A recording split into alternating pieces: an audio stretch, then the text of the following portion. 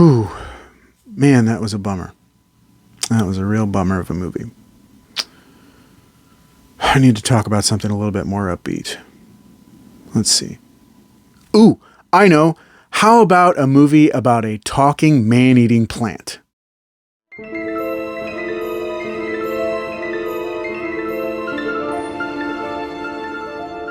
Hello everyone, Jason here with another retro review. Due to the recent solar eclipse, I thought now would be the perfect time to talk about a movie that centers around a solar eclipse, Little Shop of Horrors. Now, normally this would be the part where I'd give a spoiler warning, but considering this movie is almost 40 years old, you've probably seen it by now. There are inevitably people who haven't, and if that's the case, after you watch this video, you might want to check it out. But there is no spoiler warning for this. This is as much of a spoiler warning as you're going to get.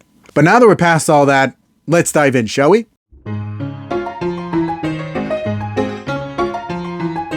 So I have a very complicated history with Little Shop of Horrors. Let's go all the way back to 1996. I was about 7 years old. My hometown, St. Louis, Missouri, we have Six Flags, and they did some very recent renovations at the time, including creating what they called the Warner Brothers backlot. They did a lot of flash mob style shows.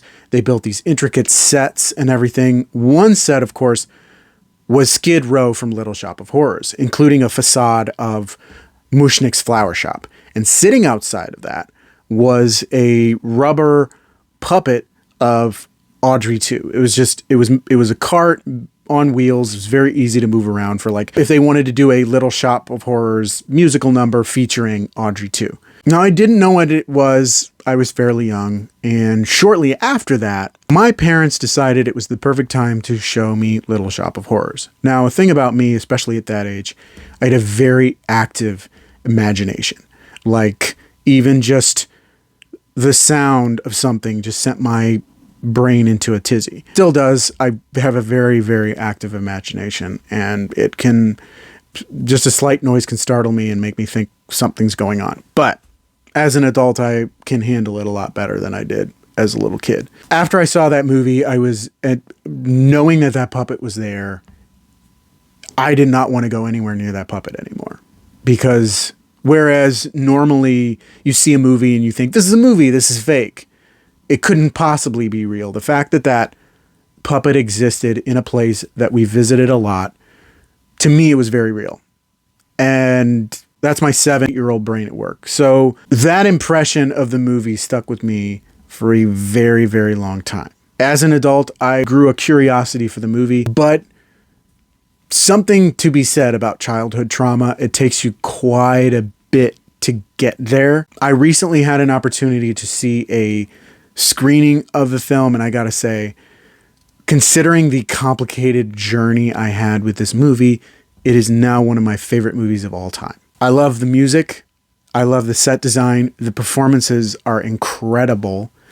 And seeing that puppet on screen, the Audrey 2 puppet on screen, it is remarkable that this was done prior to computers. And no visual tricks were used at all.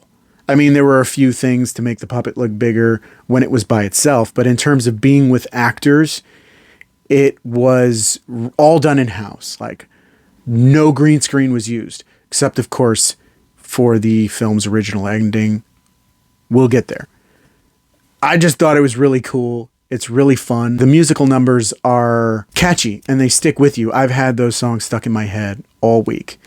And despite its kind of disturbing subject matter, it is a lot of fun.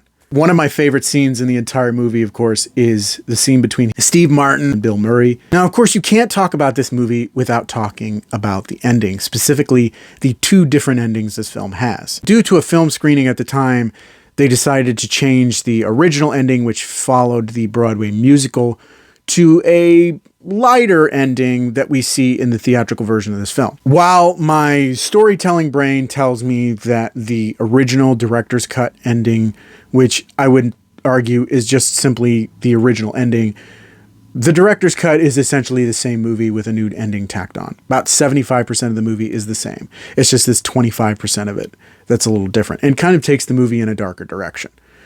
Despite, again, its disturbing subject matter. But this theatrical ending, in my mind, I kind of prefer the theatrical ending to the director's cut ending because, I don't know, it's more in keeping with the tone of the movie because the tone had to completely shift in order to accommodate the newer ending.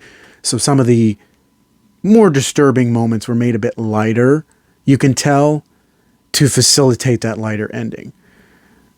I suppose there are versions of the movie out there from what I've heard through the grapevine that would show you what a more balanced version of the original ending would be. But unfortunately, Warner Brothers is probably not going to put that together. I think they really wanted, for the most part, the original ending to be seen by audiences, not the original version of the film. So we might see those in just like deleted scenes or something like that. This is an interesting thing because we don't normally get things like this from movies. You don't have a one way or the other approach to an ending. It's provided audiences with a chance to choose which way they want the story to go, whether they want the more happy ending, depending on what type of a audience member you are, or the darker ending, which depending on type of audience member you are. I like the original ending because it's more in keeping with the theme of the movie. And it just feels like the natural endpoint.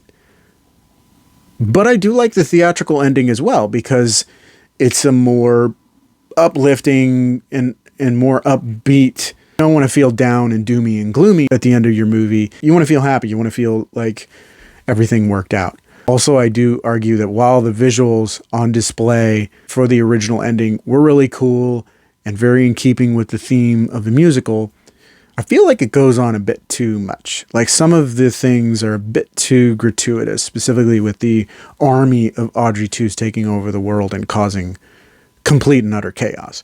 It's cool.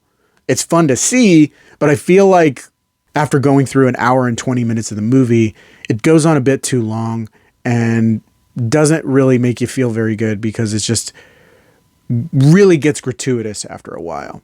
Overall, Little Shop of Horrors is really a cool movie. The songs are catchy. You can tell the performers are having a really good time and they're really, really good in their parts.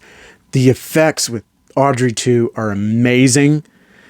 And the fact that there are two different endings that can facilitate different types of audiences is also really, really cool. But that's just my opinion. Let me know what you thought of Little Shop of Horrors down in the comments. What was your favorite part? Which ending do you prefer? I want to hear from you. If you enjoyed the video, don't forget to click that like button. You want to see more videos, don't forget to subscribe. Hit that notification bell so you can get updates on all my future videos. You can also follow my social media pages. Links down in the description of this video. Thank you so much for watching. I really appreciate it, and I will see you on the next one. Bye.